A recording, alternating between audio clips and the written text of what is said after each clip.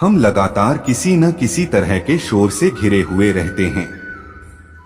यह हमारे शारीरिक और मानसिक स्वास्थ्य पर बोझ डाल सकता है। ऐसे में कुछ वक्त बिल्कुल चुप रहकर खुद के साथ बिताएं। ये आपके स्वास्थ्य के लिए फायदेमंद है। क्या हम हर समय शोर शराबे के बीच नहीं रहते? लगातार लोगों की बकबक, बाहर गाड़ियों का शोर, तेज म्यूजिक की आवाज, यह सब हमारे तनाव का कारण है और हमारी नींद को बाधित करते हैं। मगर क्या हम कुछ देर के लिए इन सब से दूर नहीं रह सकते हैं? जी हाँ, हम खुद के साथ वक्त बिताकर और कुछ देर सिर्फ अपने विचारों के साथ शांति का आनंद ले सकते हैं। इंसान के सभी दुखों का कारण बोलना ही है, क्योंकि आवश्यकता से अधिक बोलना ही दुखों का कारण बनता है। इसलिए कम बोलें, सटीक बोलें, मधुर बोलें और सबसे जरूरी जितनी आवश्यकता हो उतना ही बोलें। वानियां बोलना ही नहीं बल्कि मौन में भी शक्ति होती है। यही कारण है कि धर्मों में मौन को बहुत महत्व दिया गया है। श्री कृष्ण कहते हैं, सेहत से मौन का गहरा संबंध है और इससे मानसिक शांति मिलती है। मौन से विचारों में एकाग्रता आती है और रचनात्मकता बढ़ती है। इसलिए जितने भी साधु संत या तपस्वी हुए, सबने मौन रहकर और ध्यान लगाकर ही संसार में गुण ज्ञान को प्राप्त किया। हमारे जीवन में एक नहीं बल्कि बहुत सारे दुखों का कारण बोलना ही है, क्योंकि हमारी समस्या यही है कि हम चुप नहीं रह सकते। हमेशा कुछ न कुछ बोलते ही रहते हैं और आपके बोलने के कारण ही आधे से ज्यादा दुख निर्मित होते हैं। परिवार में कलह क्लेश का कारण भी हमारा बोलना ही होता है। आप जितनी भूख उतना भोजन खाते हैं, जितनी जरूरत उतना कार्य करते हैं।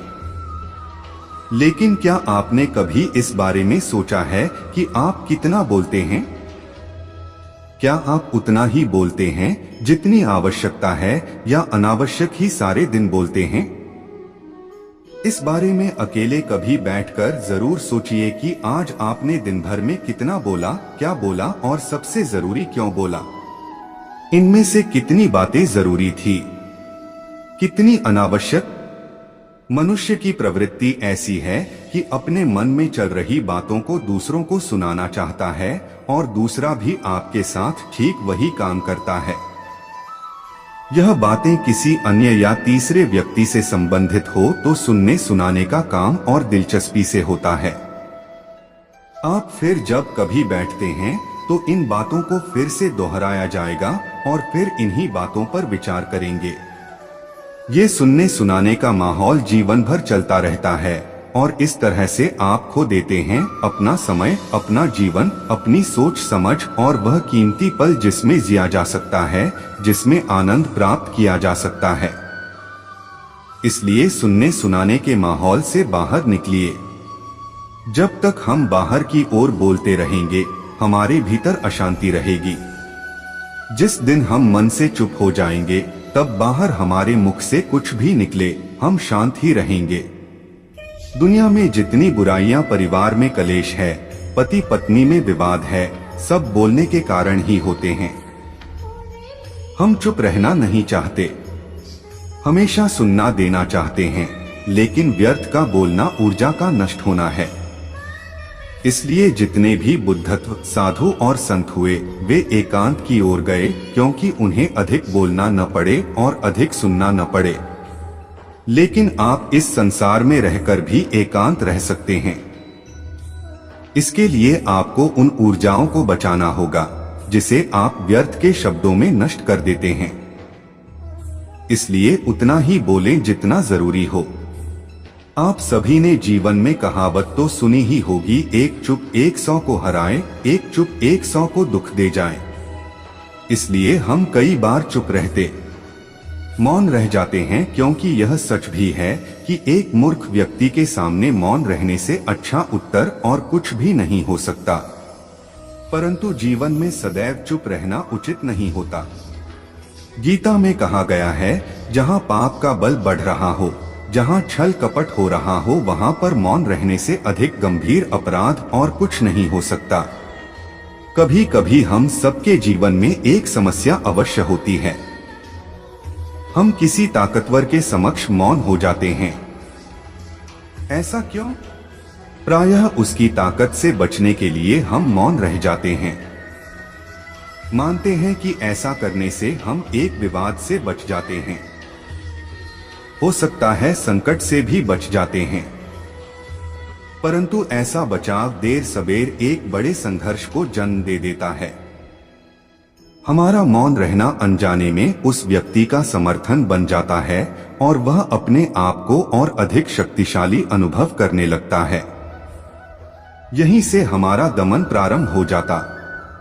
एक के बाद एक हम अन्याय में अनचाहे रूप से सम्मिलित होते चले जाते हैं, जो आगे चलकर बड़े टकराव का कारण बनता है। तो फिर आप लोग कहेंगे कि इसका तोड़ क्या है। यह समझने के लिए यह जानना आवश्यक है कि ऐसी कौन सी बात है जो विरोध करने से रोकती है, या सामने वाले की शक्ति तो नहीं हो सकती। यह तो हमारा खुद का डर होता है जो हमें मौन रहने को विवश करता है। क्या हमारे मन से डर को निकालकर अन्याय का विरोध नहीं कर सकते? आखिर वह हमारा क्या और कितना बिगाड़ सकता है? जरा सोचिए, ऐसा करने से हमारा मन कितना मुक्त, कितना हल्का अनुभव करेगा। इतिहास साक्षी है कि पापियों की उदंडता ने संत साल को उतनी हानि नहीं पहुंचाए जितनी कि सज्जनों के मौन ने पहुंचा है। यदि कोई मूर्ख बोल रहा है तो मौन रहना उचित है, परंतु यदि कहीं छल हो रहा है, अपराध हो रहा है, तो उठिए और विरोध कीजिए, क्योंकि आपके लिए न सही आने वाली पीढ़ी के लिए यह मौन घातक सिद्ध हो सकता है। श्री कृष्ण ने कहा है कि इन 5 जगह पर हमेशा चुप रहना चाहिए। जब कोई आदमी आपके सामने किसी तीसरे आदमी की बुराई कर रहा हो, तब तुम्हें चुप रहकर बस सुनना चाहिए।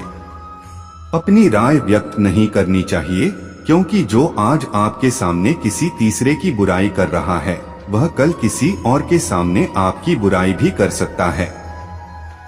यदि आपने कुछ कहा हो तो, यदि आपको किसी घटना या किसी विषय पर अधूरी जानकारी है तो चुप रहना ही उत्तम है, क्योंकि अधूरा ज्ञान बड़ा घातक होता है और यह आपको हंसी का पात्र भी बना सकता है और या किसी मुसीबत में भी डाल सकता है। यदि आपको लग रहा है कि कोई व्यक्ति आपकी भावना, दुख या परेशानी को शब्दों में नहीं समझ पा रहा है या वह आपको ध्यान से नहीं सुन पा रहा है, तो ऐसे व्यक्ति के सामने चुप रहना ही ठीक है, क्योंकि ऐसे लोगों को आपकी भावना या दुख से कोई मतलब नहीं होता। ऐसे लोगों को अपना राज बताकर आप पछताएंगे। जब कोई अपना या कोई सगा संबंधी आप पर क्रोध कर रहा, आपका अपमान कर रहा हो या घृणास्पद शब्द कह रहा, तो आपको उस वक्त चुप रहना चाहिए, ताकि सामने वाले का गुस्सा पूरी तरह से बाहर निकल जाए। आप यदि सही हैं, तो आप कतई माफी मांगे और चुप रहकर सही समय का इंतजार करें। वह खुद आपसे माफी मांग लेगा या उसे अपनी गलती का एहसास हो जाएगा। एक समय की बात है, एक गांव में एक सफल व्यापारी रहता था। उसके पास एक अच्छी बड़ी दुकान थी और आमदनी भी इतनी थी कि गांव में सबसे ज्यादा अमीर वही था। हर आदमी उससे अच्छे से बात करता और वह लोगों की बहुत मदद भी करता था।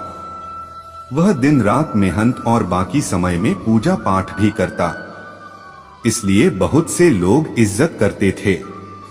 पर उस व्यापारी की एक बुरी आदत थी, वह जल्दी गुस्से में आकर लोगों से भला बुरा कह देता था, जिससे गांव के बहुत से लोग उससे नाराज रहते, और जब वह नाराज लोगों को मनाने जाता तो वह लोग नहीं मानते तो उसको और गुस्सा आ जाता।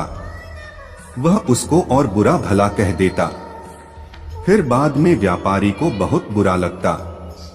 एक बार गांव में एक बहुत ही ज्ञानी संत आए। कुछ दिनों में दूर दूर तक उनके ज्ञान के चर्चे होने लगे। यह बात व्यापारी तक पहुंची। वह दौड़कर संत से मिलने पहुंचा। व्यापारी ने संत की बहुत सेवा की और अपनी सारी समस्या बताई। संत ने व्यापारी से कहा, तुम बहुत सारे कागज के टुकड़े लो और पूरे गांव में फेंको, फिर मेरे पास आना। व्यापारी बिना सोचे समझे दिन भर कागज के छोटे छोटे टुकड़े पूरे गांव में फैला देता और फिर संत के पास पहुंच जाता। संत उस व्यापारी से कहते, तुम्हारी समस्या का समाधान मिल गया है, बस तुमको एक काम करना है। तुम जाकर उन सभी कागज के टुकड़ों को इकट्ठा करके यहाँ ले आओ।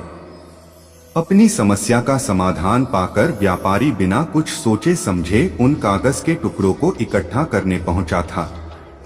बहुत देर कोशिश करने के बाद व्यापारी को समझ आता कि यह काम करना तो नामुमकिन है।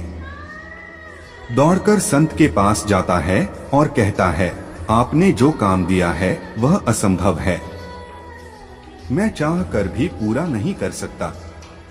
संत मुस्कुराते हैं और कहते हैं, बेटा मैं भी यही कहना चाहता हूँ। किसी को कहे अब शब्द वापस नहीं आ सकते, इसलिए हमेशा सोच समझकर बोलना चाहिए। आज के बाद तुम यह बात अपने मन में अच्छे से बिठा लो, चाहे कुछ भी हो जाए तुमको किसी को अपशब्द नहीं बोलना है। संत से प्राप्त इस ज्ञान से व्यापारी की आंखें खुल जाती हैं। वह दोबारा कभी किसी को गुस्से में कुछ बोलने वाला रहता है तो उसको कागज के टुकड़ों का उदाहरण याद आ जाता है। इस कहानी से हमें क्या सीख मिलती है कि कितनी भी मुश्किल क्यों न हो, हमें किसी को अपशब्द नहीं बोलने चाहिए, क्योंकि अपशब्द से हुए नुकसान की भरपाई करना संभव नहीं है और किसी को गलत शब्दों से ठेस नहीं पहुंचाना चाहिए। दोस्तों, इस वीडियो में बस इतना, मिलते हैं अगले वीडियो में। अपना ख्याल रखिएगा। जय श्री कृष्णा।